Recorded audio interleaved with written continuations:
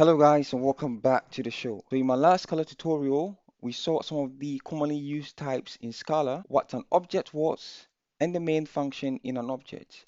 We said that the main function in an object was the entry path to the application. In today's video, we're going to look at methods. So I'll go ahead and create an object called test2.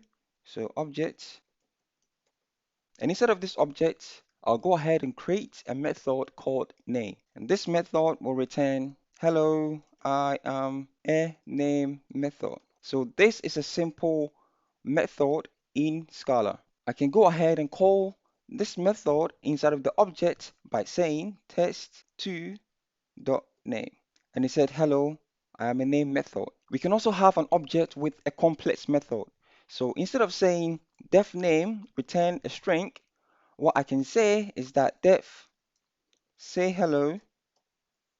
I can pass it the name and I can pass it the type that this method accepts. Okay, then I can say hello to that name, so name like so. And if I go ahead and say test2 dot say hello, then I pass it a name called Chris, and I'll get hello Chris, as you see over here.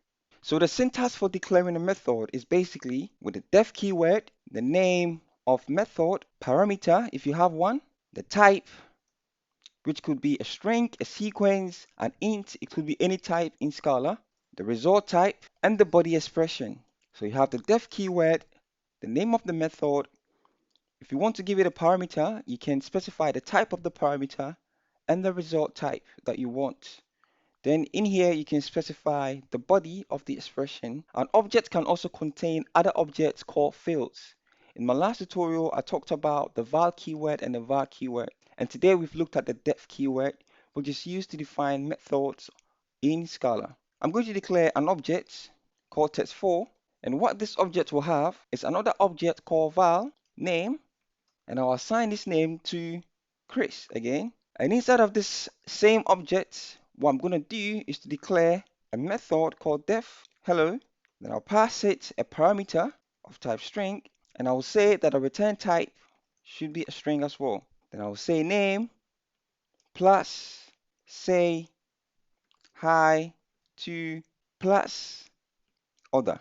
Now, I have written it in this style, but I could have also used the string interpolation that I used over here. So there are various ways to concatenate strings in Scala. One is using the plus to join them, or one is using the string interpolation style. And now if I go ahead and say test4.hello, and I pass it Ben, I have Chris says hi to Ben. So the syntax for declaring a field is basically using the val keyword, a name, a type, and the value expression. Or what you can do is to use the var keyword, a name, a type, and the value expression. So val is immutable, where var is mutable.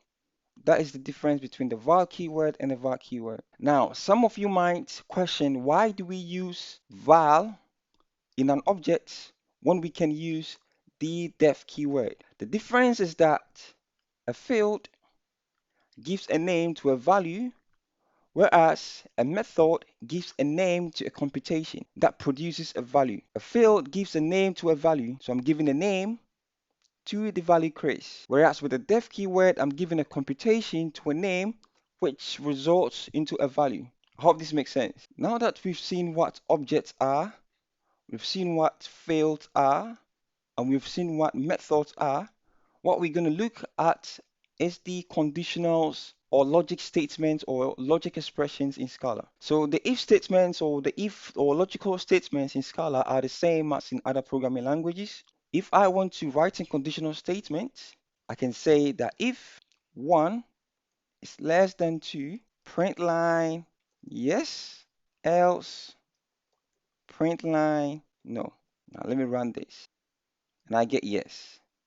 So the conditionals in Scala is basically if condition, the true expression, else false expression. So this is how you write condition in Scala. So we've seen what an object is. We've seen what the main method in an object is, which is the entry path to an application. we've seen what the field is, and we've seen what the method is. Now, what we're going to look at is what are classes in Scala. A class is a template for creating objects that have similar methods and fields. Imagine in your head that a class is the parent and the instance that you create are the children.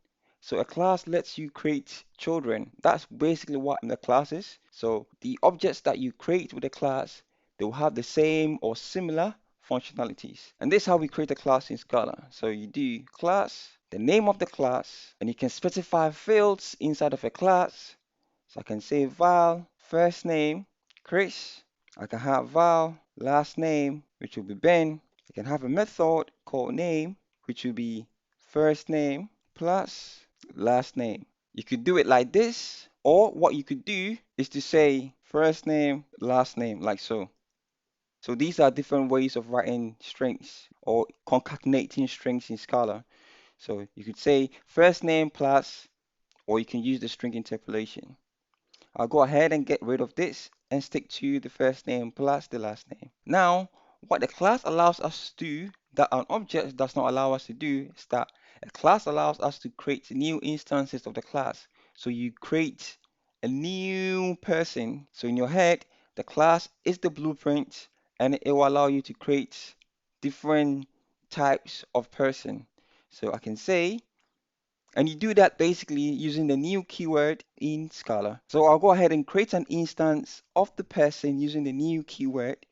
So I'll say val Chris, it's a new person, and I'll say Chris dot the first name. And if I say Chris dot first name, it says Chris. I can go ahead and say Chris dot last name, and it would say Ben. But you can see I already declared the values in here. So I'm not really doing anything. So if I went out and said Chris, it will still say Chris and Ben. We can also give the ability for the instance of the class to have different first name and different last name. So instead of declaring this right here, what I can do is to get rid of this or comment this one out and say val first name and val last name. So that when I try to create a new instance of person, I can pass it a name.